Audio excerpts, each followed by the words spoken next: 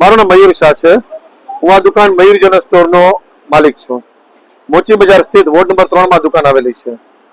નગરપાલિકાએ અહીં 3 દુકાન અને આગળમાં બીજી આશરે 6-7 દુકાનોને સીલ કરી છે, કોઈ પણ જાતની માહિતી વગર, જાણ વગર. તેઓ કહે છે વેરાબિલ બાકી છે, પરંતુ એક વેપારીને પોતપોતાની આકારણી મુજબ વેરાબિલ મળતા નથી. વોર્ડ નંબર 3 માં તત્કાલીન અધિકારી જે હતા નીલમબેન બેલીન, તેઓને અહીંના વેપારીઓ રજૂઆત લેખિતમાં અને મૌખિક પણ કરેલી છે. કોઈ પણ જાતનું તેઓ ધ્યાન ન દીધું અને અત્યારે પરિણામ એ આવ્યું કે અમે ગુનેગાર બની ગયા. ચોપડે બોલાય છે કે મારે વેરા બાકી છે.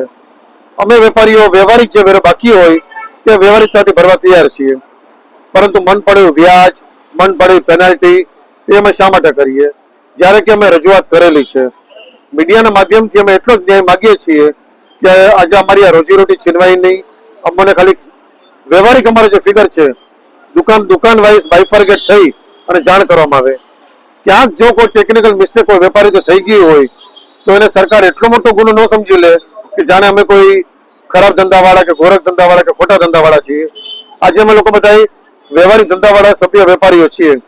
અમને અમારા દુકાનના એકચ્યુઅલ ફિગર કહી દેવામાં આવે અને ટૂંકા ગાળામાં અમે 5 દિવસ 7 દિવસ કદાચ એટલી પણ મુદત અમને નહીં જોઈ, અમને જાણ કરવામાં આવે અને તાત્કાલિક ધોરણે આજને આજ અમારી દુકાન ખુલે તેવી અમારે મીડિયા માધ્યમથી વિનંતી છે.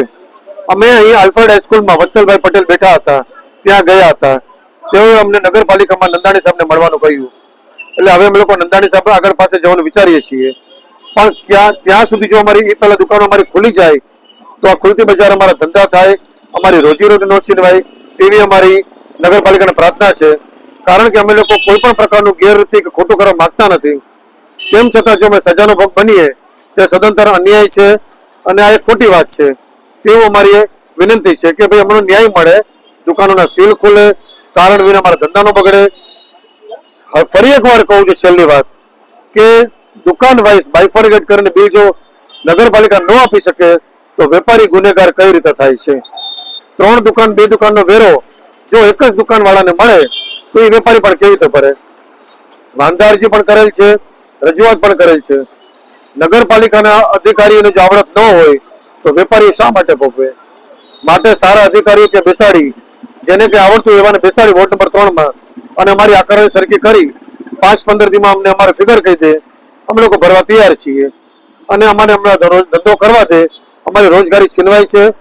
એ માટે અમે લોકો પ્રશાસન આગળ માગણી કરી છે, સરકારને પણ વિનંતી કરી છે અને નગરપાલિકાને પણ વિનંતી કરી છે કે અમને આવો અન્યાય ન કરે અને અમને સીલ ખોલી અને અમારી રોજગારી મેળવવા દે. બસ આટલી જ અમારી માંગણી છે.